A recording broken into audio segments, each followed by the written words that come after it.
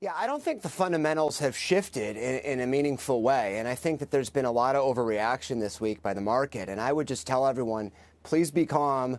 Don't overreact to every thinly sourced news report. Don't overreact to every one-off comment by a government official.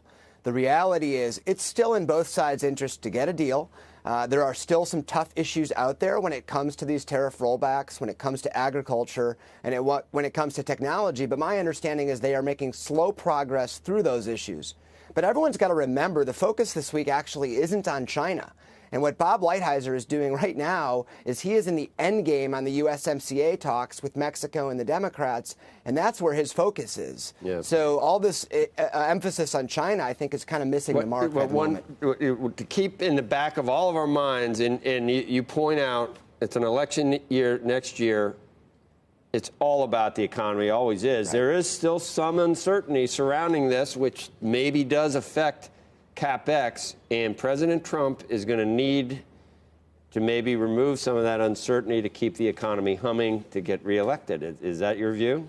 I agree with that completely. One thing I do hear from a lot of my clients is that they like the president's tax cuts, they like the deregulation, but some of this trade uncertainty is causing them to hold back. Right. And so I think what the president really needs is he needs to get some certainty on China. I think it would be great if the Democrats and the president could come to agreement on USMCA and move that forward. And I think that will put him in a very strong position. I've heard from folks in the White House that they see this stuff, USMCA, they see China as adding, a 0.5 percentage point or a point to GDP, and that's really meaningful going into an election year.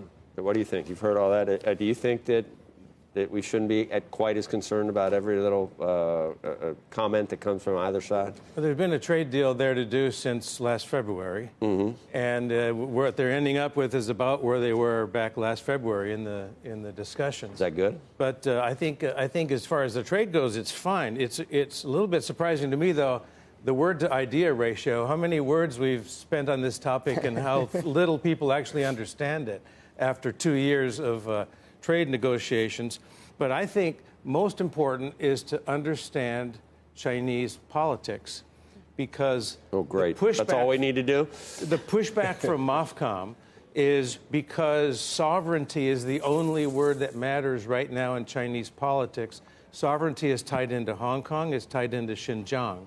And so Xi cannot look like he's being soft, or he'll get pushback from his own right wing inside China. So does that mean we cut a deal and they agree to do things down the road quietly, so it's not as much in the forefront, so it looks like a tit for tat? They have to look like they won. That's what I told Wilbur a year ago. I said, you have to always in a transaction, let the other guy win something. And what does he want to win? He wants to win face. Unfortunately, our president wants to win, too, and he's got an election that he's facing. Absolutely, and they know that. And every day it's one day closer. So you're not going to see any big givebacks out of the Chinese leaders at this point. So could it escalate over the next week where we see, on December 15th, not only have we not hit a deal, but we actually put the additional round of tariffs on because of this battle to save face and this kind of machoism that's going on between the two protagonists? Well, almost all your ability to predict things comes from a thing called the central limit theorem, which means you're averaging over like 20 million people. There's one guy here we're talking about, so we have no clue what's in his head. My sense is he would not want to go into an election year with a new hike in tariffs behind the ones we've already got. So I would expect that to slide back, but I don't think they can give on the tariffs they've already got in place. Right. And so we'll stay roughly where we are, which gives you the sort of 2% So you think economy. President Trump was right when he said it the other day that this is probably something that gets pushed off till after the election? Yeah, I think they decided that about 3 months ago.